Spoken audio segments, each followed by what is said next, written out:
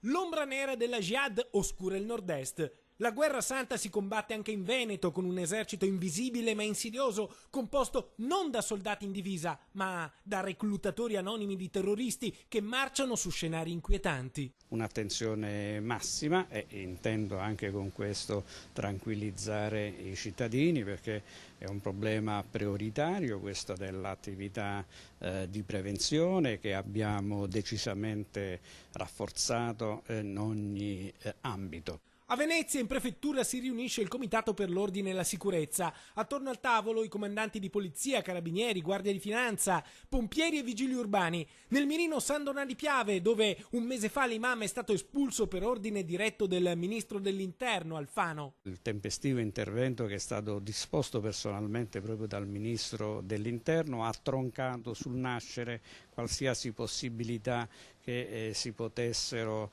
avere comportamenti improntati all'odio, e noi perseguiamo questa linea senza alcuna concessione. Ora le forze dell'ordine si preparano a dare un giro di vite sulle regole, anche le più elementari, a cominciare dalle norme antincendio e di sicurezza, sia nei luoghi di preghiera che in quelli di ritrovo. È un simbolo, l'adempimento delle leggi è il primo passo per l'integrazione. Intanto le procure venete preparano un summit per fare il punto della situazione e percorrere una strada comune sul fronte delle indagini, su cui vige il massimo riserbo.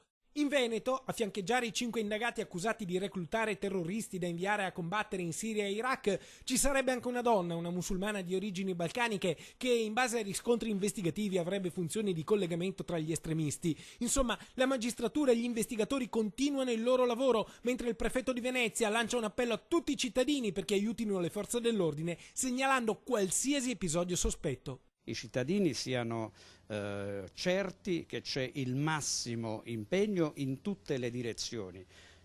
È bene che ci sia anche una vigilanza partecipe anche da parte loro.